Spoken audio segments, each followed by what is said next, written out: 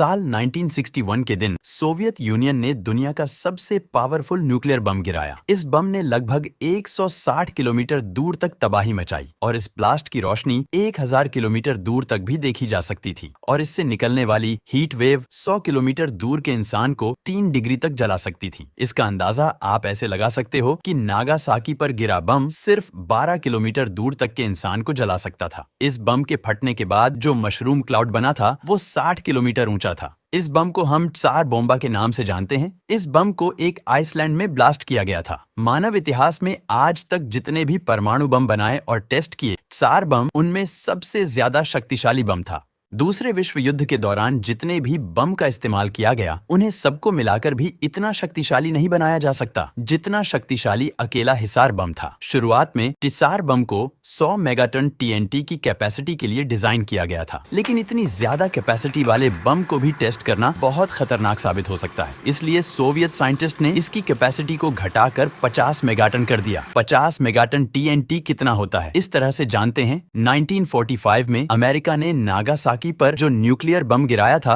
वो बम 0.2 मेगाटन की कैपेसिटी का था। इस बम के गिरने से और उसके रेडिएशन से 1,50,000 लोगों की जान चली गई थी। ये बम त्सार बम के सामने कुछ भी नहीं था। नागासाकी पर गिरे बम से त्सार बम 33,000 गुना ज्यादा शक्तिशाली था। परमाणु बम फटने के बाद उसके चारों ओर एक फायरबॉल बनती है। इस फायरबॉल के अंदर का टेम्परेचर लाखों डिग्री सेल्सियस होता है। जो भी इस फायरबॉल के अंदर आता है वो कुछ ही सेकंड में भाप बनकर उड़ जाता है। यहाँ तक कि ये हवा को भी प्लाज्मा में कन्वर्ट कर देता है। ये फायरबॉल बहुत ही जल्दी चारों तरफ फैलकर एक शॉकवेव बनाती है। ये शॉकवेव अपने रास्ते में आने वाली हर एक चीज को तबाह कर देती है। जब हिरोशिमा पर न्यूक्लियर बम गिरा था और जो फायरबॉल बना था वो 280 मीटर चौड़ा था और इसने 5 किलोमीटर दूर तक भयानक तबाही मचाई थी। और जब नागासाकी पर न्यूक्लियर बम फटा था तब उसने 370 मीटर चौड़ा फायरबॉल बनाया था और इसने 6 किलोमीटर दूर तक भयानक तबाही मचाई थी। लेकिन जब 50 मेगाटन की कैपेसिटी वाला त्सार बम फटा था तब इसने 8 किलोमीटर चौड़ा फायरबॉल बनाया था और इसके ब्लास्ट से 25 किलोमीटर दूर तक का पूरा एरिया तबाह हो गया था और 100 किलोमीटर दूर तक इसने भयानक तबाही मचाई थी। इस बम ने 25 किलोमीटर के दायरे में आने वाली हर एक चीज को पूरी तरह से तबाह कर दिया। वहीं पर इससे निकलने वाली गर्मी 100 किलोमीटर के दायरे में आने वाले व्यक्ति को 3 डिग्री तक जला सकती थी। इस ब्लास्ट की आवाज इतनी भयानक थी कि इसे 700 किलोमीटर दूर तक भी सुना जा सकता था। साथ ही इससे जानवर और इंसानों को नुकसान पहुंचाने वाला खतरनाक रेडिएशन भी निकला था। लेकिन इसकी कैपेसिटी को घटाने के कारण जितना सोचा गया था वो रेडिएशन उससे कम था। त्सार बम 3 स्टेज वाला बम था, मतलब कि इसमें 3 पार्ट थे और उन तीनों में ब्लास्ट हुआ था और सबसे बाद में जो विस्फोट हुआ था वो इन तीनों का नतीजा था। त्सार बम के आगे एक छोटा बम था। इसका डिजाइन नागासाकी पर गिराए बम की तरह ही था। त्सार बम का दूसरा स्टेज एक फ्यूजन बम था। इसमें ऐसा रिएक्शन होता है जिससे इसके पार्टिकल कंबाइन हो जाते हैं और एक नया हेवी न्यूक्लियस बनाते हैं जिसमें काफी ज्यादा मात्रा में एनर्जी और दूसरे पार्टिकल भी निकलते हैं। इसमें ब्लास्ट के समय सोच से भी ज्यादा एनर्जी रिलीज हुई थी। त्सार बम का थर्ड स्टेज भी एक फ्यूजन बम था जो कि सेकंड स्टेज की तरह ही था और इसमें फ्यूल भी सेकंड स्टेज वाला ही किया गया था। लेकिन ये सेकंड स्टेज वाले की तुलना में काफी बड़ा था और इसके बाहरी परत यूरेनियम की बजाय लीड से बनी थी। ये एक 27 टन का बम था। इस त्सार बम को टेस्ट करने के लिए इसे आर्कटिक ओशियन के एक आइसलैंड में गिराया जाना था और इसे जमीन से करीब 4 किलोमीटर ऊपर फटना था।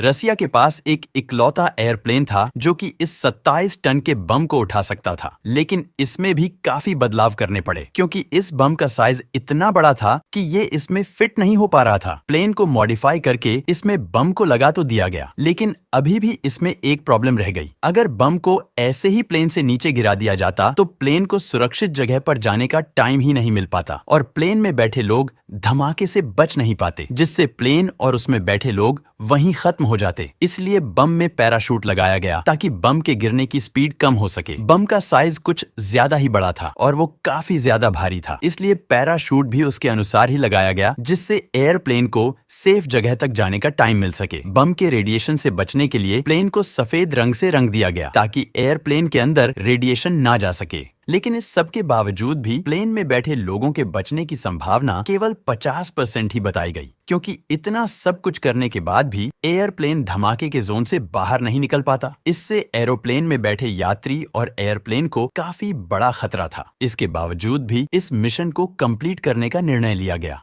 इस प्लेन में 9 लोग थे। साथ ही दूसरे प्लेन को भी उड़ाया गया जिसमें कैमरा और अदर डिवाइस लगे थे।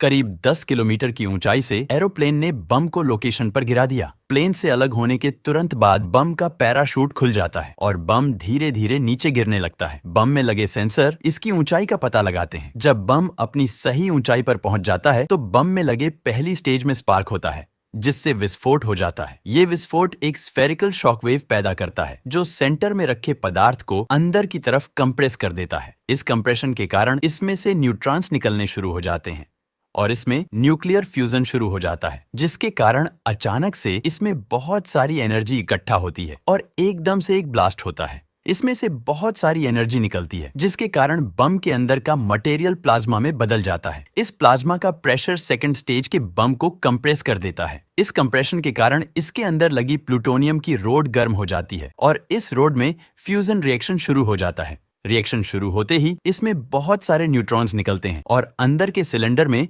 फ्यूजन रिएक्शन शुरू कर देते हैं जिससे और भी ज्यादा मात्रा में एनर्जी रिलीज होती है। सेकंड स्टेज से निकलने वाली एनर्जी थर्ड स्टेज को एक्टिव कर देती है और इसमें भी यही प्रोसेस शुरू हो जाती है। इन दोनों की तुलना में थर्ड स्टेज काफी ज्यादा डेंजरस था। 97% एनर्जी थर्ड स्टेज से ही निकली थी। सुबह के समय 4 किलोमीटर की ऊंचाई पर टीसार बम फट जाता है। इसके ब्लास्ट से उठने वाला बादल करीब 60 किलोमीटर ऊंचाई तक चला जाता है और इससे निकलने वाली लाइट को 1000 किलोमीटर दूर से भी देखा जा सकता था। इससे निकलने वाली शॉकवेव ने 160 किलोमीटर दूर तक की इमारत को तबाह कर दिया और 800 किलोमीटर दूर की इमारत की खिड़कियां चटका दी। इसके सामने आने वाली हर एक चीज बुरी तरह से तबाह हो गई। यहाँ तक कि उस जगह बम के दायरे में जो भी जीव जंतु होंगे वो बुरी तरह खत्म हो गए होंगे और जो बचे होंगे उन सभी ने रेडिएशन से अपनी जान गंवा दी होगी। इस बम ने 25 किलोमीटर के दायरे में आने वाली हर एक चीज को पूरी तरह से तबाह कर दिया। वहीं पर इससे निकलने वाली गर्मी 100 किलोमीटर के दायरे में आने वाले व्यक्ति को 3 डिग्री तक जला सकती थी। ये बम आज तक जितने भी बम इस्तेमाल किए गए उनमें सबसे ज्यादा विनाशकारी था, लेकिन इसे वॉर में इस्तेमाल करने के लिए नहीं बनाया गया था क्योंकि ये साइज में इतना बड़ा और भारी था कि इसे दुश्मन के इलाके में गिरा पाना काफी मुश्किल था। अगर इसे किसी इलाके में गिरा भी दिया जाता तो इसके काफी ज्यादा दुष्प्रभाव देखने को मिल सकते थे। ये बम इसलिए बनाया गया था क्योंकि सोवियत यूनियन सभी देशों को बताना चाहता था कि वे लोग किस तरह के हथियार बना सकते हैं, इसलिए उनसे उलझने की कोशिश कोई भी देश ना करें। इस बम ने 25 किलोमीटर के दायरे में आने वाली हर एक चीज को पूरी तरह से तबाह कर दिया। वहीं पर इससे निकलने वाली गर्मी 100 किलोमीटर के दायरे में आने वाले व्यक्ति को 3 डिग्री तक जला सकती थी। ये बम आज तक जितने भी बम इस्तेमाल किए गए उनमें सबसे ज्यादा विनाशकारी था, लेकिन इसे वॉर में इस्तेमाल करने के लिए नहीं बनाया गया था क्योंकि ये साइज में